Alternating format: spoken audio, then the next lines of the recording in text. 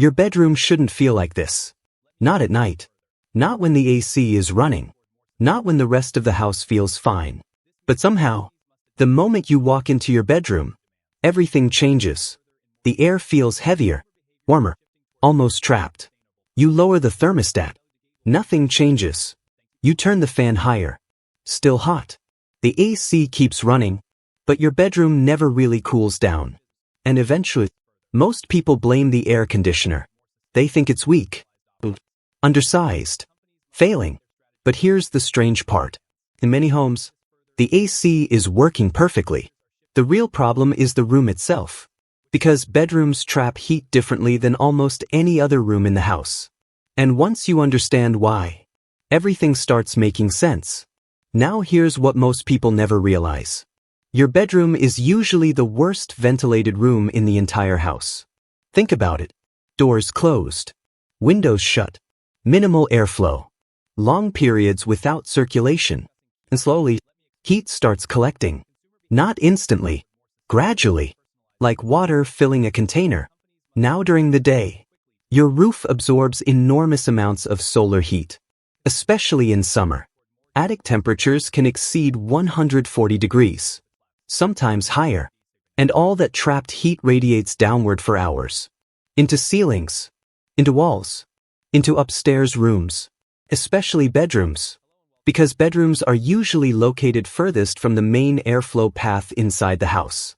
That's why they stay warmer longer.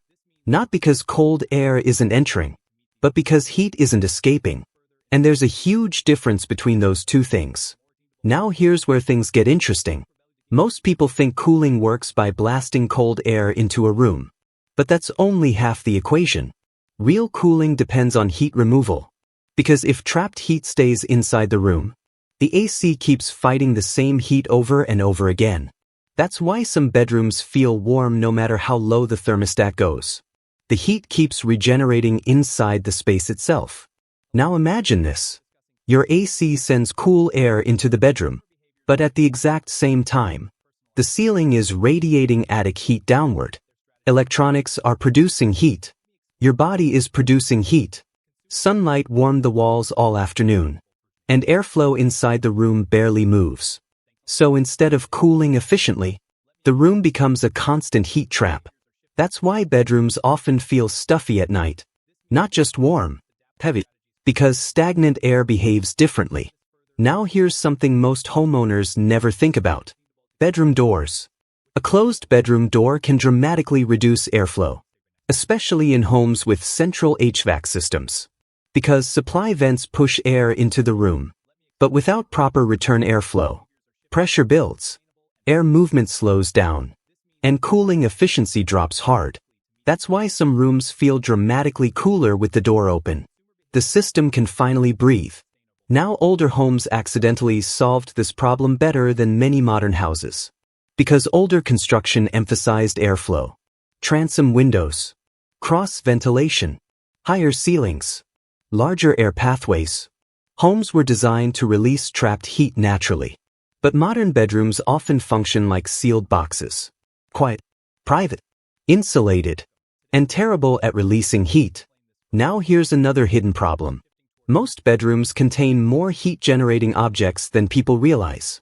TVs, game consoles, charging devices, computers, lighting, mini fridges, even Wi-Fi routers. All producing heat continuously.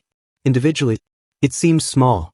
Together, the room slowly warms for hours. Especially overnight. Now combine that with poor airflow. And suddenly the AC isn't cooling one bedroom anymore.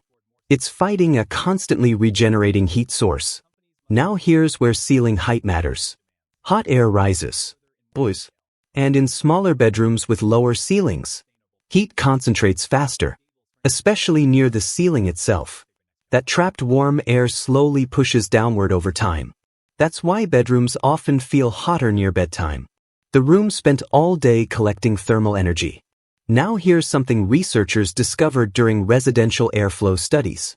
Many bedrooms receive less actual airflow than homeowners think, because duct systems lose efficiency over distance. The farther a bedroom sits from the HVAC unit, the weaker the airflow often becomes. Especially upstairs. Especially at the end of duct runs.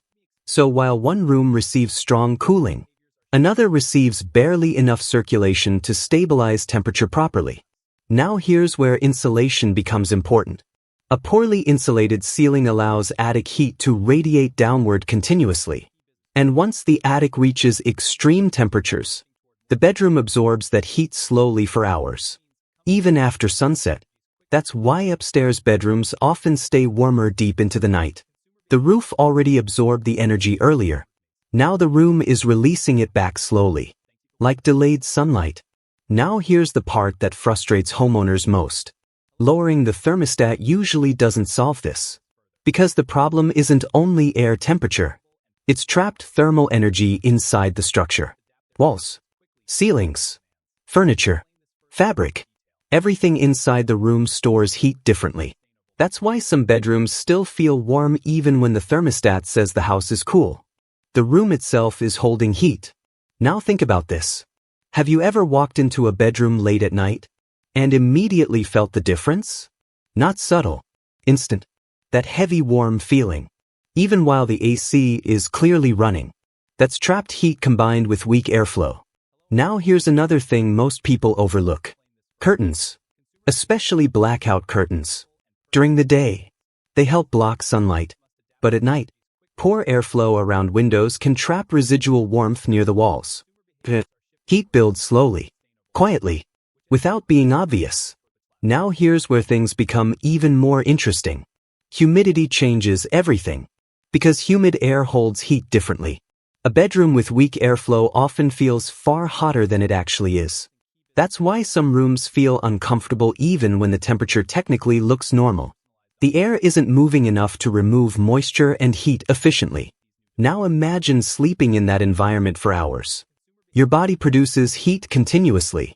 Blankets trap warmth. Air circulation stays weak. And the room slowly becomes warmer throughout the night. That's why many people wake up sweating around 3 or 4 a.m. Not because the AC stopped. Because the room gradually accumulated heat faster than it released it. Now here's the strange part. Fans don't actually cool rooms. They cool people. By moving heat away from the skin. That's why ceiling fans can make bedrooms feel dramatically better even when room temperature barely changes. Air movement matters that much. Now here's where attic heat becomes a massive hidden problem. Most upstairs bedrooms sit directly beneath the hottest part of the house. The attic. And if attic ventilation is poor, that trapped heat radiates downward all evening long. Especially through ceilings. Especially in homes with dark roofing materials. That's why upstairs bedrooms stay hotter than downstairs rooms even with identical vents. The heat source is physically closer. Now here's something builders understood decades ago. Airflow matters more than people think. That's why older homes often included multiple ventilation pathways inside bedrooms. Not for comfort alone. For survival during extreme heat before air conditioning existed. Cross breezes were intentional. Window placement mattered. Heat escape mattered. Because once air stops moving, heat starts collecting. Now modern homes depend heavily on mechanical cooling. And once airflow design disappeared, bedrooms quietly became heat traps. Now here's another hidden issue. Furniture placement. Large furniture blocking vents can completely change airflow patterns inside a room. Beds placed against weak circulation zones can feel dramatically hotter overnight. Even rugs affect thermal behavior slightly by trapping warmth near the floor. Everything inside the room changes airflow. Now think about how many people try solving this problem. Lower thermostat, portable AC, extra fan, cooling blanket, new unit. And so, the bedroom stays warm because they're treating symptoms, not airflow, not heat storage, not thermal buildup. Now here's where return vents become important. Some bedrooms receive supply air, but lack proper return circulation. So cool air enters, but warm air has nowhere to leave efficiently. That imbalance creates stagnant thermal pockets inside the room. The system struggles to exchange heat properly. Now imagine instead, a bedroom with strong circulation, balanced airflow, Heat escape. Attic temperatures under control. Even air movement. Suddenly the entire room feels different. Not freezing. Not artificial. Just stable. Comfortable. But that's what proper airflow actually creates. Now here's something utility companies understand extremely well. Bedrooms staying hot forces homeowners to lower thermostats further. And every degree lower dramatically increases cooling demand across entire homes. That means more electricity use, longer AC runtimes, higher bills, all because one room traps heat poorly. Now here's where things become almost ironic. Many homeowners replace perfectly functional AC systems when the actual problem is airflow imbalance inside a single room. Not cooling capacity, air movement. That's the hidden difference. Now to be clear, not every hot bedroom comes from the same issue. Poor insulation matters. Attic heat matters. Humidity matters. Weak duct airflow matters. Sun-facing walls matter. Closed doors matter. Electronics matter. Everything combines together. But once you understand one thing, the entire problem starts making sense. Bedrooms don't stay hot because cold air failed to arrive. They stay hot because heat failed to leave. That's the real issue. Now imagine this. You walk into your bedroom late at night, and instead of heavy warm air, the room feels balanced, comfortable. The air moves naturally. The ceiling doesn't radiate warmth downward. Your body relaxes faster. Sleep comes easier. The AC stops fighting nonstop just to keep up. And suddenly, the room finally feels the way it was always supposed to feel. Because cooling was never just about producing cold air. It was about removing trapped heat. And once that heat finally has somewhere to go, everything changes. Consumer behaviors are shifting toward more sustainable and personalized options. This means companies must adapt their strategies quickly to meet these new demands. Let me explain this further in more detail. Consumer behaviors are shifting toward more sustainable purchases, which had come for belly to gable starting with short slaps. Thank you for watching our video. Save your next challenge.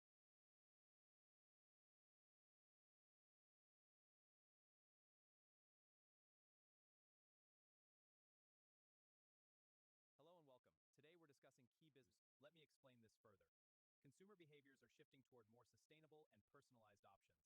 This means companies must adapt their strategies quickly to meet these new demands. Let me explain this further in more detail.